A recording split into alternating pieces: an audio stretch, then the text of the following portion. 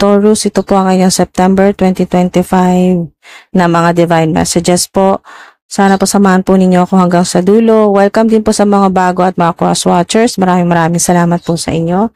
At ito po ang inyo pong September 2025 na main theme. Yan po yung theme po ng yung September theme po ninyo ay kung kayo po ba ay talagang magkakaroon ng windfall or makakatanggap po ba ng malaking sorpresa mula sa Divine Universe, katulad po ng windfall of money. Yan po. Hanggang bago matapos ang September.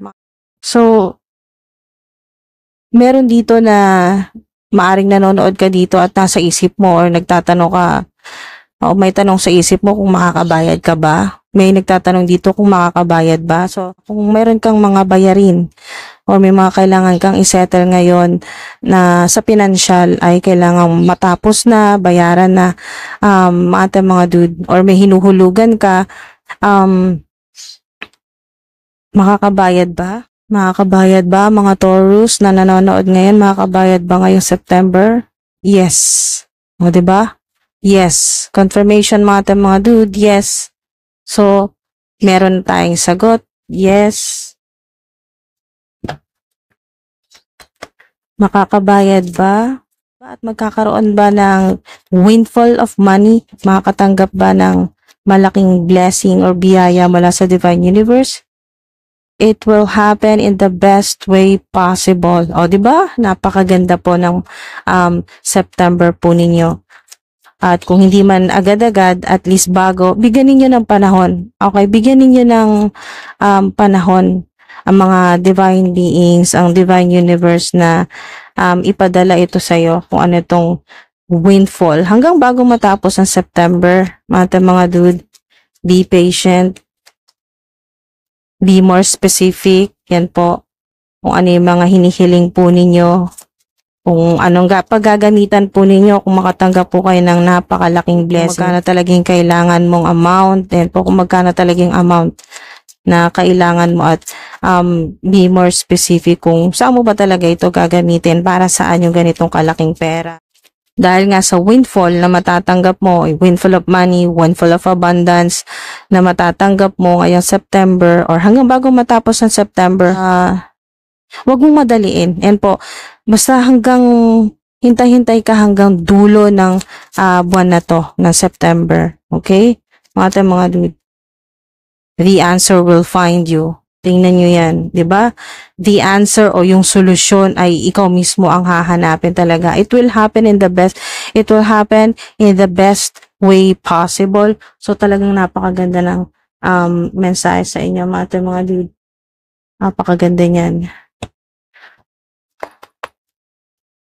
At yes na yan, di ba? Unang-una pa lang, nag-yes na. So may windfall of abundance kayo na matatanggap. Ala, grabe.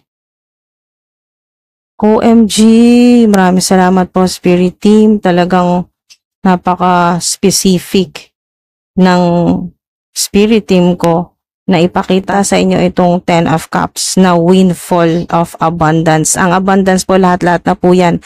Pera, relationship, healing o sa kalusugan po ninyo, happiness o reconciliation, pagkakaayos-ayos po ng mga family members na nagkakasamaan ng loob, yun po, may mga issue, conflicts, andyan na po lahat, belonging, happiness, lasting success, o diba, lasting success, hindi lang ngayong September ang success o yung windfall po ninyo, lasting, ibig sabihin, tuloy-tuloy na po yan, hindi yan mawawala na sa inyo. Home, feeling blessed. Sino ba namang hindi makakaramdam na feeling blessed ka? Dahil simula ngayong September, hindi mo inaasahan itong windfall na darating sa'yo sa buhay mo. At talagang, mga bonus na lang yung makabayad ka sa mga kailangan mong bayaran. Kasi, grabe to. Kaya pala, it will happen in the best way possible. Tingnan nyo to. 10 of Cups. Wow. Feeling blessed talaga. Generosity, contentment, family. Diba? Good karma mo rin dahil sa pagiging generous mo. Mga dude, good karma nyo rin po itong abundance din. Good karma din po niyo itong windfall of abundance dahil nga po sa pagiging generous po ninyo or matulungin. Ginagawa ninyo lahat para suportahan ang mga gusto po ninyong tulungan. Literal na magiging masaya ka dahil napakagaan ng pakiramdam mo niya na makabayad ka na sa lahat ng mga kailangan mong bayaran. At hindi ka na mamamroblema, hindi mo nakakailanganing mangutang or hindi mo na kailangan mag-loan ulit dahil nga sa windfall na to. Talagang makikinabang ka ng bonggang-bongga dito sa 10 of Cups dahil prosperity, abundance yan. Nandito na kasi lahat. Hindi lang ito sa pera, abundance sa kalusugan, sa mga taong nagmamahal at nagmamalasakit sa'yo. Yan po sa mga totoo sa'yo. Mga dude, everything you've planned for has worked out. 'Di ba? Napakagandang blessing yan. Ace of Cups. Isa rin ito Cups. So, tingnan nyo to. Meron kang 1 at 10, so 11. Kung nakikita niyo po 1, 1, 1, 10, 10, 10, or 10, 10, or 11, 11. Diba? Synchronize talaga, oh. Cups din. Oh. Ace of Cups. Open your heart and receive the emotions around you. Yan, oh. Nandito na lahat. Healing, unconditional love, new friendship, new feelings, beauty sa mga talagang nagmamanifest din po or nangangarap na ma-enhance pa po yung beauty po ninyo, yung inyo pong physical appearance, makaranas naman ng pleasure, hindi puro paghihirap at sakripisyo, self-love din po, self-love, wow. Kumbaga dito sa number 1, sa new beginnings, ikaw naman, unahin mo naman yung sarili mo. Hindi ka na madidrain or hindi ka na mauubusan ng resources or ng kung ano man po ito, mauubusan ng positive energy, ng lakas, ng oras, so ano man po ito na naubos, na drain sa'yo noon ay hindi na mangyayari ito. Okay, ngayong September, dahil nga sa windfall. Ito po yun. Konektado pa rin dito sa windfall na blessing o regalo sa inyo na Divine Universe. Windfall, mga dude, na umaapaw. So, hindi ka na mauubusan kahit na mag-share ka or tumulong ka. Dahil generous ka yan, napaka-generous. Dahil sa generosity mo yan, kaya din talagang apaw-apaw din yung mga blessings mo. So, hindi ka na mahihirapan, hindi ka na matutuyuan, makakatulong ka. Yan po, makakatulong ka na. Hindi ka tulad noon na nagigilty ka dahil may mga gusto kang tulungan pero wala ka ding magawa dahil may mga priorities ka rin. Siyempre, masuunahin mo rin yung talagang yung immediate family mo na kailangan mong suportahan, yan po, or yung sarili mo. Ayan, o. Diba? Tugma din dito sa 10. 10, 10, no? Tingnan nyo to. 10, 10. Bottom of the deck ninyo ay 10 of Wands. So, ito po yung pinanggalingan or yung current energy. Yung kasalukuyan po ninyo, nasa 10 of Wands po kayo na talagang sobrang daming yung responsibilidad. Napakabigat ng bitbit po ninyo. Pero, patapos na kasi to eh. Patapos na to na cycle eh. Mga dude. Burden, grabe, responsibility, stress, blockages, lost faith, frustration, excessive pressure. Dumaan ka dyan, grabe talaga. Pero ito ka na ngayon, Ito yung sa inyo ngayon.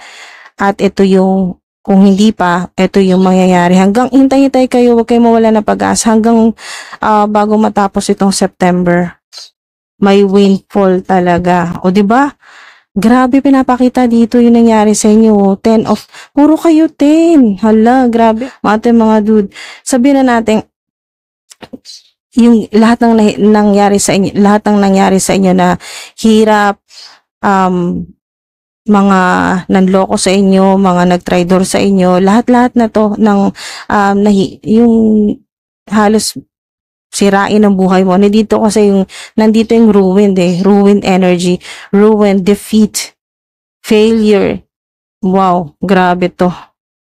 Kung iba-iba lang to, hindi nila kakayanin. Pero tingnan mo naman ikaw ngayon, Ito ka, yung current energy o yung mangyayari pa lang sa'yo, yung mararanasan mo. Grabe, pinapakita na nalagpasan mo to. Or kung hindi pa, malalagpasan mo kasi nandito ka na, OMG. Tingnan nyo to, mga nangyayari sa inyo or mga nangyari sa inyo or recently lang ganito yung energy ninyo, yung vibrational energy ninyo. Mga dude, low frequency, sobrang hirap. Ang dami nagpahirap sa inyo, mga tao, sitwasyon mismo.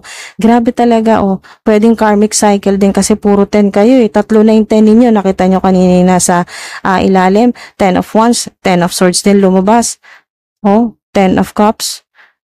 Puro ending na po ng cycle na mahirap at panibago po ninyo to. Panibagong cycle kayo dito. New chapter na po ito ng buhay po ninyo na magaan. Windfall nga eh. Windfall. So, abundance, prosperity yan. Grabe yung stress mo. So, ang nakikita ko nga dito, 99.9%. Grabe, parang alcohol lang. 99.9% yung stress mo. Oh, grabe mga dude. Saludo ko sa inyo. Ang tindi na pinagdaanan nyo. Naiiyak ako kasi hindi biro yung ganitong 10 of Swords, mga dude. Ito yung talagang sobrang dumaan ka sa napaka traumatic na trigger warning. Hindi ko po gustong kalkalin yung sugat, yung sakit na nararamdaman po ninyo. Wala po akong intensyon na mas palalain pa yung inyo pong nararamdaman. Pinapakita lang dito ng mga cards na talaga ito yung pinagdaanan mo or recently ganito yung nararanasan mo na talaga sobrang hirap. Yan po. Pero it has ended and finished for better or worse. Kailangan talagang matapos na to. Okay? Mga dudes, so napakaganda po at proud po ako sa inyo. Sobrang proud po ako sa inyo dahil talagang kahit sobrang hirap na pinagdaanan po ninyo or pinagdadaanan, kahit sobrang hirap ng pinagdaanan or nararanasan po ninyo mga dude, never mo talagang inisip na sumuko or umayaw na lang. Kumbaga parang yung pong magpatalo na lang talaga sa tadhana or sa sitwasyon mo. Hindi, talagang pinapakinggan mo yung inner voice mo or yung intuition mo dito sa 2 of Swords. Mga dude. At may justice akong nakikita dito, wag kang mag-alala, malapit na yan. The answer will find you, 'di ba? The answer will find you. 2 of Swords. Ang ganda, napaka-powerful, napakalaking mensahe nito sa inyo mga dude. Angel numbers or lucky numbers sa mga interesado lang po. Meron kayong 1, 7, 6, 4, 8 at 2. 3, 17, 7, 7, 15, 1, 5, 18, 4, 11, 13, 9, 19. Meron kayong 9, meron ditong 9, 4, 8, 7, 12, 5, 6, 11 at number 10. Yan po mga dude. So makakabayad talaga kayo sa mga kailangan po ninyong bayaran. Makakabayad ka na, huwag kang mag-alala, huwag kang mawala ng pag-asa.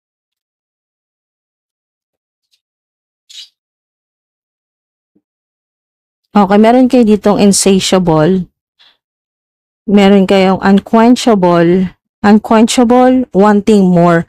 So dito po sa windfall na vibe po ng reading po ninyo, yung wanting more, yung parang naghahangad ka pa ng mas malaki dahil nga sa generosity na vibe dito ay hindi naman pagiging greedy to. Nakikita ko dito na deserve mo naman na maghangad ng mas malaki pa, ng mas marami pa dahil nga sa marami ka rin gustong tulungan. So, depende talaga yan sa intention po ninyo kasi nakikita ko dito na maganda ang intention po ninyo kaya ito pong valid po itong paghahangad mo ng mas malaki pa. Hindi ibig sabihin na hindi ka kontento ay greedy ka na. Ang nakikita ko po dito na energy po ninyo ay yung wanting more ay umihingi ka pa. Gusto mo pa na yung wanting more, kaya ito nag-manifest itong windfall dahil po sa energy po ninyo na gusto nyo ng dagdag, ng increase, ng mas malaki pa para mas marami kayong matulungan.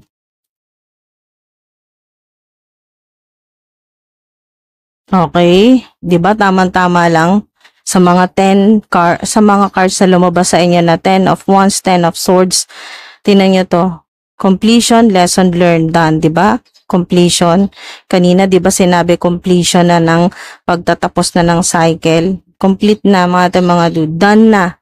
Or kung meron kayong mga kailangang yung mga agreement or kontrata na kailangan pong mapirmahan, and po, done deal. Yung sinasabi dito, done deal. It's a done deal. Parang ganun po yung gustong sabihin dito ng card na tapos ka na sa lahat ng mga BS, sa lahat ng mga toxicity sa buhay mo, tapos na. Okay, tapos na yon. Lesson learned. Talagang lesson learned. Marami kang natutunan at yan ang mas nagpalakas sa'yo at ginamit mo itong inspirasyon para sa bagong chapter ng buhay mo. Ito, panibago to, new beginnings. Mga dude. So, completion. Yan po. At sa ilan naman po, yung kung ano man po yung ginagawa po ninyo, yung negosyo po ninyo or creative projects, yan po ay matatapos nyo yan yung sinasabi na matatapos mo ng with flying colors yan. High vibe. Basta meron kayong 10 of cups, high vibe yan. O 'di ba? Settlement, agreement, compromise. Settlement. So, makakabayad ka na talaga. Kung ano may kailangan mong isettle or kung ano man po ito na kasasabi lang kanina dito ng agreement, kontrata, consider mo na yan na done deal na. Okay, done deal. Huwag ka na mag-alala. Makukuha mo yan. Okay, mga dude. Ayun, no, nag-celebrate na nga, oh. Diba? Wow. Congrats, mga dude. Deserve mo yan sa dami ng pinagdaanan mo. Diba? Ito yun. Ganito ka. Ganito yung energy mo bago lumabas ito. Itong 10 of Cups at Ace of Cups. Surviving daily hassle. Hamster wheel. Pera. Laging problemang pera. Or kahit ito lang, recently lang. Pwedeng itong week lang na to. Or kung ano yung matagal mo ng pinagdadaanan mga dude. Ay stress ka talaga sa pera. Parang laging kailangan makasurvive talaga. Yung, ayun o. Nararanasan po or kailan lang ganito po yung frequency po ninyo, anxiety, scared, panic, lalo na yung mga notification na natatanggap po ninyo sa cellphone po ninyo, mga notification na talagang stress sa'yo or nagkakaroon ka ng panic attacks, nakakaranas po ng panic attacks, anxiety, dahil sa pera, problema sa pera, kung paano mababayaran, yan po. Kaya siguro ang ilan po sa inyo na nanonood dito, ang nasa isip ninyo ay kung makakabayad ba. Yes yan, okay? Settlement, yes na yan. At unang-unang sagot sa inyo ang unang sagot sa inyo ng Book of Answers ay yes talaga. So, synchronize, di ba? Hanggang sa dulo, settlement. Maayos yan, mababayaran yan, kaya huwag ka nang masyadong magbabad sa ganitong low vibrational energy, low frequency na panic, scared, na anxiety, scared, or panic. Okay mga dude, tapos na to. Okay? Tapos na to. Done na, done. Tapos na. Nandito ka na sa bago na windfall. Prosperity, abundance, happiness, contentment. Wow. Diba, mga dude? At huwag nyo kalimutan, it will happen in the best way possible. It will happen in the best way possible. The answer will find you. Hindi ka na mahirapan. Ikaw na ang hahanapin. Ikaw na ang hahanapin para maayos na yung problema mo at matapos na rin. Done. Diba? Mga dude, synchronize yung mga mensahe sa inyo. Maraming salamat po mga dude. Kunin nyo lang po yung nagre-resonate sa inyo. Tapon nyo po yung hindi. Okay mga dude. Maraming salamat po sa patuloy ninyong suporta mga dude. Ingat po palagi. Salamat po.